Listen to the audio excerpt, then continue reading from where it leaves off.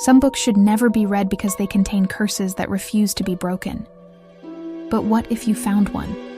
A book so old, so haunting, that simply touching it bound you to something beyond human understanding. This is the true horror story of Ethan, the man who tried to destroy a book, but it refused to die. Listen to it until the very end to discover the most haunting details of Michael's horrifying experiences with the cursed book.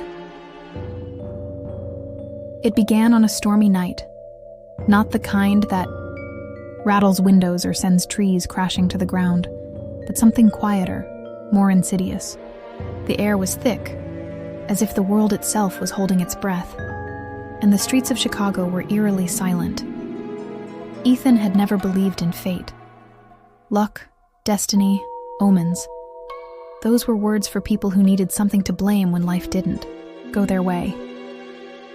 He preferred logic, things he could see and touch, things that made sense. His days were spent working long hours at a small marketing firm, his nights tending to his mother, who had grown frail after his father's sudden death. Ethan was only 18 when his father, a government clerk, and the family's sole provider, collapsed from a heart attack.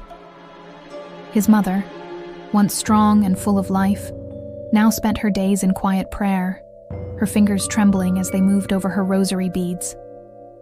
His older sister, Rachel, had married and moved to a quiet suburb outside the city, leaving Ethan to bear the weight of responsibility alone. He had made peace with it. Life was predictable, structured. Until the night that changed everything, he hadn't planned to stop at the old bookstore, the one tucked into a narrow alley on the south side. It wasn't on his usual route home, but something about its dimly lit sign and dusty windows pulled him in. The place felt forgotten, lost in time. Inside, the shelves sagged under the weight of old books, their spines cracked and faded. The air smelled of parchment and mildew, a scent that felt both ancient and unsettling.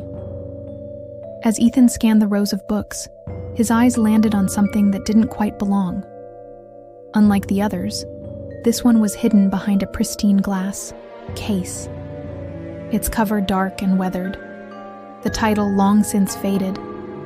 The leather was cracked, the edges worn, as though it had been waiting, undisturbed, for someone to find it. His fingers trembled slightly as he opened the cabinet, drawn to the book in a way he couldn't explain. The moment his skin touched the cover, a voice cut through the silence.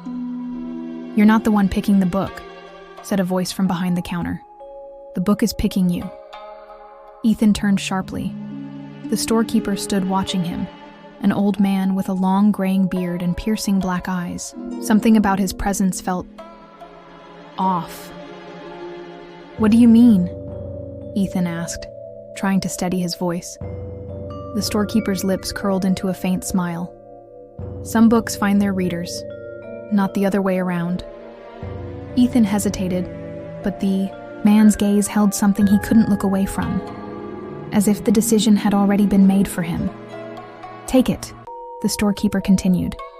"If you don't like it, return it. It's not going anywhere." The air in the shop felt colder. Ethan swallowed hard, nodded, and clutched the book tightly against his chest. And without another word, he stepped out into the night. That night, Ethan sat at his desk, staring at the book he had brought home. The dark leather cover, cracked and worn, seemed to pulse faintly under the glow of his desk lamp. The air in the small room felt heavy, almost suffocating, as though the book's presence had altered something unseen. He hesitated before reaching out, his fingers grazing the rough texture. The book was cool to the touch, heavier than it should have been. A strange sense of finality settled over him. This was a threshold he couldn't step back from. With a deep breath, he opened the cover. The brittle pages whispered as they separated, their yellowed surfaces blank. Disappointment flickered across his face, but as his fingers brushed the parchment, something changed. Ink bled onto the pages, forming words in elegant script. Ethan's breath hitched. The story before him was simple. A man, drowning in debt, found a discarded lottery ticket. It turned out to be the jackpot winner. But it wasn't the story that unsettled him. It was the way it felt. Familiar. Too vivid, too detailed, too real. As though it wasn't just a story, but a memory etched into the pages. His pulse pounded as he snapped the book shut. Just a coincidence. A trick of his mind. He tried to shake the unease, but deep down, something had shifted. The next morning, Ethan's routine started as usual. He woke early, brewed coffee for his mother, and sifted through their stack of overdue bills. As he reached into their rusting mailbox, his fingers froze on an envelope with no return address. He tore it open. Inside was a check, an unexpected refund for overpaid taxes he didn't remember filing for. The amount wasn't life-changing, but it was enough to leave him stunned. Ethan stared at the check, his heartbeat quickening. The story from the book came rushing back. His rational mind screamed that this was coincidence, but the timing, it was too perfect. That night, as the city quieted into its nocturnal hum, the book called to him again.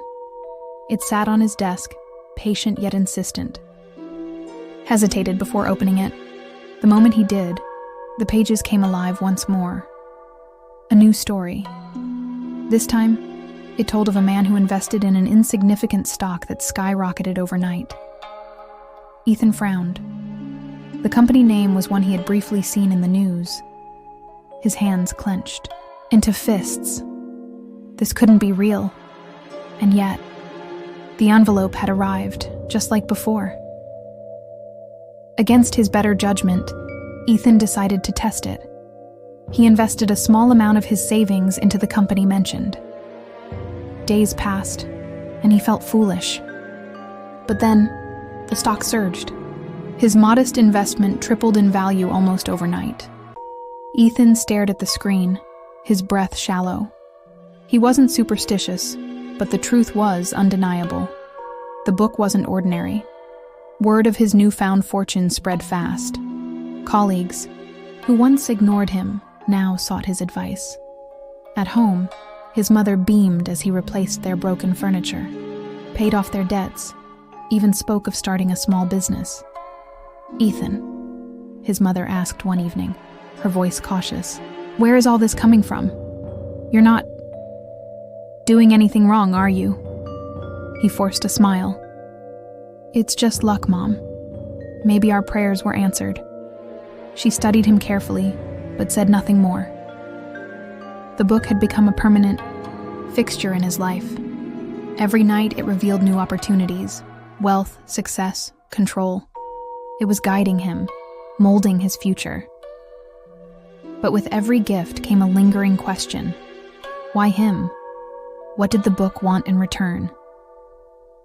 He tried to ignore the creeping dread. It was just a book. A mysterious, extraordinary book, yes, but harmless. And yet, in the dead of night, when shadows stretched too far and silence grew too thick, Ethan felt it. The book wasn't just showing him the way. It was watching him, waiting. For weeks, the book brought nothing but prosperity. It became Ethan's silent companion, an architect of his newfound success. Each night, he approached it with hesitant anticipation, its pages delivering tales that shaped his reality. But then, the stories began to shift. It was a quiet night, the kind that would have gone unnoticed if not for the chill that crept into Ethan's room. The air seemed heavier as he opened the book, its pages waiting with an eerie stillness. The story that emerged wasn't about wealth or opportunity. It was about a man named Daniel who lived alone in a modest apartment. Daniel's life was painted, in somber detail, a string of unfulfilled dreams and silent nights. Ethan read on, his unease growing with each word. The story ended abruptly. His life ended as the clock struck midnight. Ethan stared at the page, his chest tightening. The final line lingered like an echo in his mind, unsettling and strange, but he dismissed it as coincidence. A harmless story spun by the book, nothing more. The next morning shattered that illusion. Local resident Daniel Whitmore found dead in his apartment. A newscaster's voice reported with grim precision. The details mirrored the story from the book, right down to the time of death. Midnight. Ethan's stomach churned. His rational mind fought against the implications, but his hands trembled as he turned off the television. That night, despite his fear, Ethan felt the book's pull once more. It sat on his desk, unassuming yet magnetic. He hesitated, his hand hovering over the cover, but curiosity outweighed caution. This time the story was about an old widow, a solitary figure living at the edge of her neighborhood. The narrative was tender at first, recounting her quiet life, her fading memories. But the ending was as stark as it was final. She took her last breath as the first rays of dawn pierced the night. Ethan closed the book with trembling hands, his heart pounding. He couldn't explain it, but a knot of dread tightened in his chest. The next morning, the neighborhood buzzed with whispers. An ambulance was parked outside the old widow's house. She passed away in her sleep, someone said. Early this morning, just before sunrise. Ethan's world tilted. This wasn't a coincidence. The book wasn't predicting deaths. It was enacting them. The days blurred into a haze of fear and sleepless nights. Ethan avoided the book, leaving it untouched on his desk, but its presence loomed like a shadow, silent yet oppressive. No matter where he went or what he did, he couldn't shake the feeling that it was waiting for him, biding its time. When he finally gave in and opened it again, the story it told was no longer about someone else. It was about him. The pages unfolded, his life with unnerving precision, his struggles, his sacrifices, the moment he first touched the book. But the story didn't end there. It described a confrontation, Ethan alone in the dark, facing an unseen force. There was a struggle, frantic and futile, and then, nothing. Ethan slammed the book shut, his heart racing. His room felt smaller, the walls pressing in on him. The words haunted him, vivid and unrelenting. Was this his fate? Was the book warning him, or sealing his end? Desperation drove Ethan to Rachel's home. He sat across from her, his hands clammy as he recounted everything. The bookstore, the stories, the deaths, and now his own looming demise.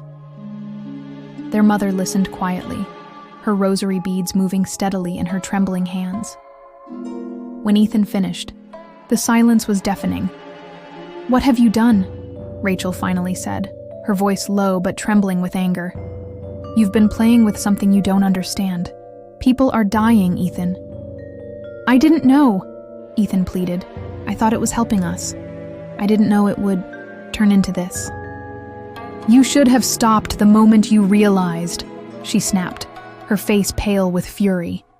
"And now, it's coming for you." Their mother's voice broke through, quiet but resolute. "This is not a problem we can solve alone. We need guidance, divine guidance. A man of God, a priest. He will know what to do." Ethan nodded, too overwhelmed to argue.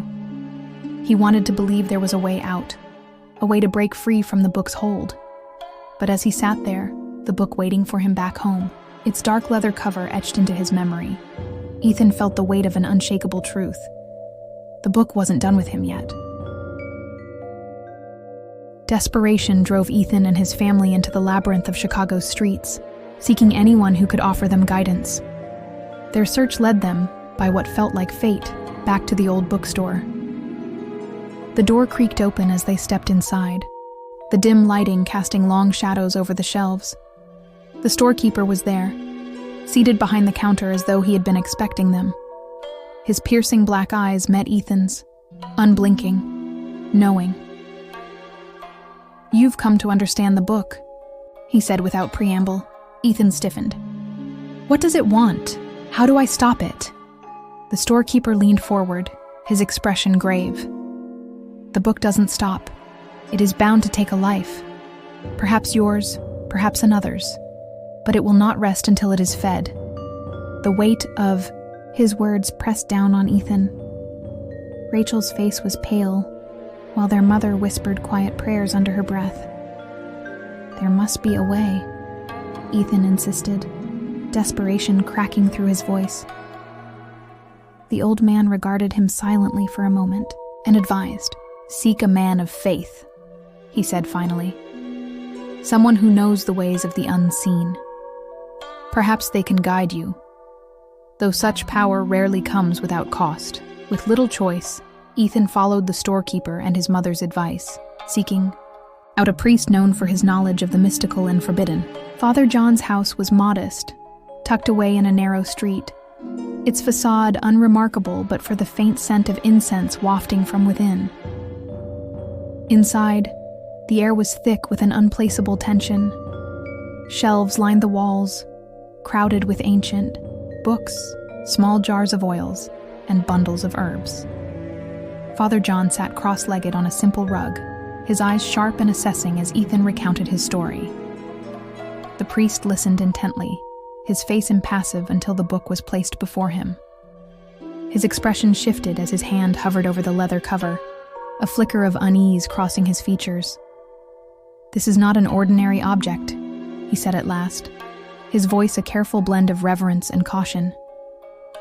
"It is a tool of Satan, designed to deceive and destroy. Such things offer gifts, but their true cost is always greater." Ethan's voice wavered.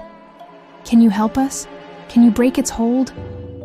Father John exhaled slowly, his gaze darkening. "Perhaps, but the darkness in this book is unlike anything I've seen. It cannot be undone without consequence." The room grew colder as the priest opened the book, his fingers tracing the edges of its brittle pages. For a moment, his calm demeanor faltered, replaced by something more unsettling. His hands trembled, not with fear, but with an unspoken desire. This is extraordinary," he murmured, almost to himself. "Such power, hidden in plain sight." Ethan felt a pang of unease.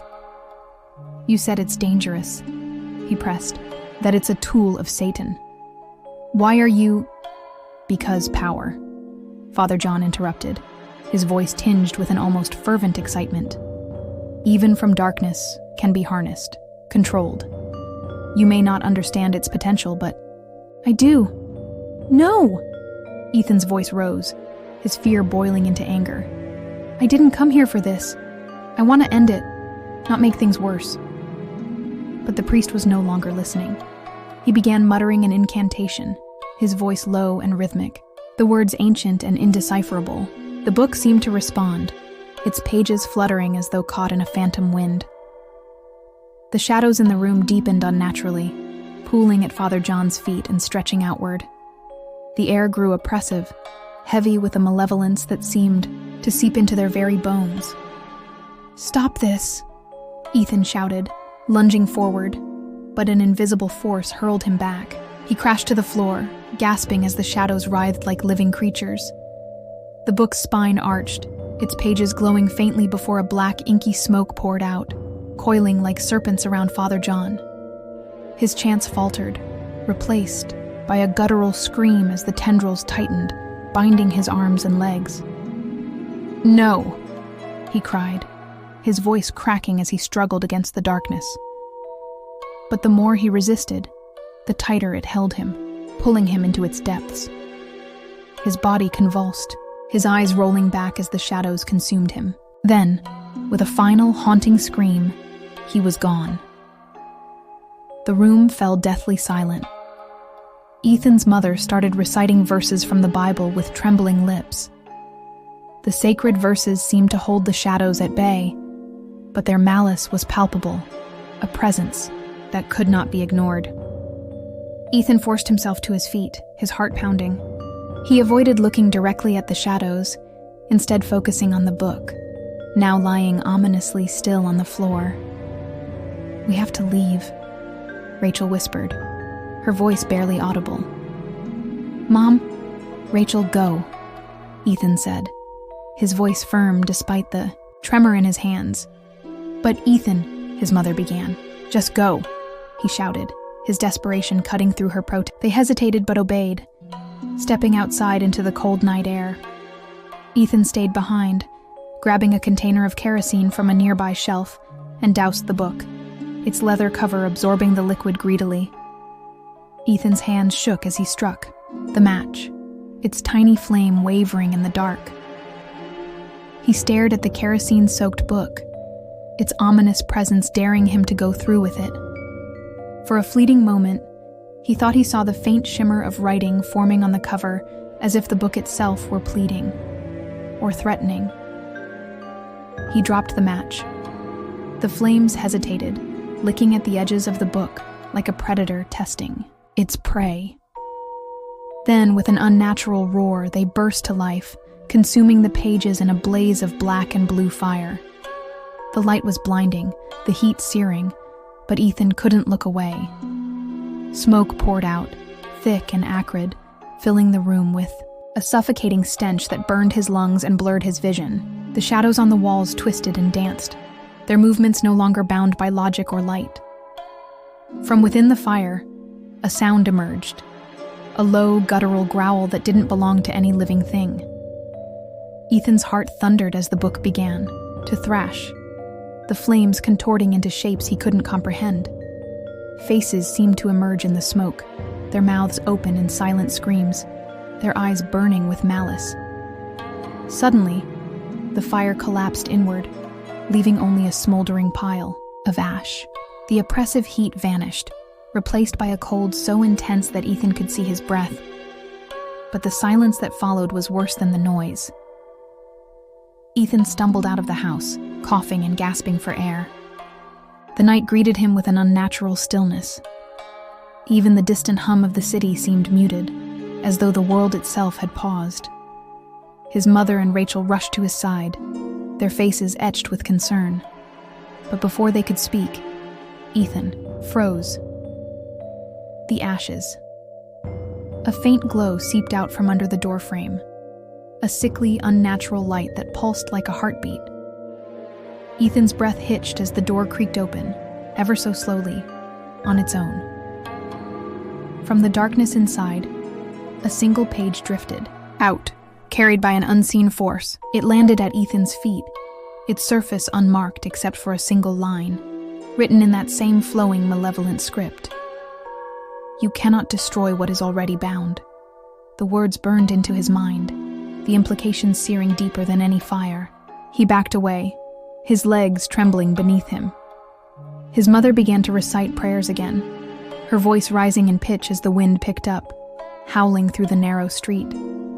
Ethan's vision blurred, and he clutched his chest, struggling to breathe. A faint, mocking whisper carried on the wind, wrapping around him like a noose. "You think it's over?" And then, the light vanished. The wind stilled. The street was quiet once more, but the oppressive weight in the air remained, clinging to Ethan's skin like a second shadow. He glanced at his mother and Rachel, their pale faces filled with fear, and knew what he had to say. "It's not finished," he murmured. The glow of the page haunted Ethan long after the ominous line faded into darkness. Sleep became an impossibility. Every shadow seemed alive, every whisper of wind a cruel reminder of the book's lingering presence. It was as if the book, or whatever malevolence inhabited it, was not gone but merely waiting. Ethan spent days consulting scholars, healers, and anyone who claimed to have knowledge of the unseen. Each answer was the same. Once bound, the chain cannot be severed. Their words sank into him like icy daggers. Even Rachel, steadfast in her belief that faith could overcome all, began to falter. One evening, Ethan sat alone in his dimly lit apartment. His mother and Rachel had gone to a relative's house for a few days. hoping to escape the oppressive tension that had enveloped their home. Ethan hadn't told them about the dreams. In his nightmares, he was always in the same place of void, endless and silent, with only the faint outline of the book hovering in the distance. In the dreams, he could never reach it, but each time it felt closer when he woke. As midnight approached, Ethan sat on his bed, his pulse quickening. He tried to distract himself, flipping through the TV channels, but nothing held his attention. The air grew colder, and a faint scratching sound echoed from the direction of his desk. He froze. The desk had been empty since the night he burned the book. Slowly, almost unwillingly, he turned his head. There it was. The book. Its cover pristine, its dark leather gleaming faintly under the pale light of the room. Ethan's breath hitched, his chest tightening as the air seemed to thin. He blinked, hoping it was a trick of his exhausted mind, but the book remained. He stood, his legs unsteady, and approached it. His hand hovered over the cover, trembling, before he snatched it away. "No," he whispered. "You don't control me." But as if in response, the book creaked open on its own. The pages flipped rapidly, faster than seemed possible, until they stopped at a blank page. Slowly, words began to form, bleeding onto the parchment as though written by an invisible hand. "The chain requires another." Ethan's stomach churned. He stumbled back, his mind racing. The whispers returned, louder now, echoing in his skull. "The chain requires another. The chain requires another." Desperation gripped him as he left his apartment, clutching the book tightly. He found himself wandering the streets, his thoughts wild and disjointed. He didn't know where he was going, only that he needed to escape, to run far from the book and its malevolent grip. His feet carried him to the alley near South Side, where it all began. The bookstore stood unchanged, its dusty windows and dimly lit sign as unassuming as ever. Ethan stepped inside, the familiar scent of parchment and mildew assaulting his senses. The old man was there, standing behind the counter as if he had been waiting. "You've come back," the man said, his voice calm but laced with something, deeper something knowing. Ethan placed the book on the counter, his movements deliberate. "You knew what this was. You knew what it would do." The old man didn't flinch. "And yet you took it. The book doesn't choose lightly." Ethan's jaw tightened. "There's no escape, is there?" The man tilted his head, his piercing eyes locking onto Ethan's. "Escape? No. But an end, perhaps." Ethan didn't ask what he meant. He didn't need to. The whispers had grown silent since he entered the shop, as if the book itself knew its fate now rested in Ethan's hands. "Take it," Ethan said firmly, pushing the book toward the old man. "I won't play your game anymore." The old man's gaze darkened. "It's not that simple. The chain requires a willing link. You cannot abandon it without passing it to another." Ethan stepped back, shaking his head. "I won't give it to anyone else, I won't." The old man sighed, almost pityingly. "Then it will take what it needs from you." Before Ethan could react, the room plunged into utter darkness. The shadows seemed alive, coiling and writhing like a nest of serpents. A cold, suffocating weight pressed against Ethan's chest, forcing him to his knees. The book opened on its own, its pages glowing with an unholy light. Tendrils of darkness erupted from it, wrapping around Ethan's arms, legs, and neck. He struggled, gasping for breath, but the more he fought, the tighter the shadows became. "No," he choked out, his voice barely audible. I won't give in." The old man watched, unmoving, his expression unreadable. "The chain was never yours to control, Ethan. You were only a link." The tendrils pulled harder, dragging Ethan toward the book. His vision blurred, his strength fading as the whispers returned. louder and more menacing than ever. The chain requires another. With a final, desperate cry, Ethan was swallowed by the darkness. The room fell silent, the air still and heavy with an unnatural chill. The old man approached the counter, his steps measured. He picked up the book, its cover as pristine as ever, and placed it carefully back on the shelf. The shadows retreated, fading into the corners of the room as if they had never been. Minutes later, the bell above the door chimed. A young woman stepped into the bookstore, her eyes scanning the shelves. She wasn't planning to stop, but something about the dimly lit sign and the air of the place had drawn her in. Her gaze fell on the book, sitting alone on the counter. The moment her fingers brushed its leather cover, the old man spoke. "You're not the one picking the book," he said, his voice calm and unsettling. "The book is picking you." And so, the chain continued. Do let us know in the comments if this true horror story was terrifying. And don't forget to like and subscribe button for more such horror stories.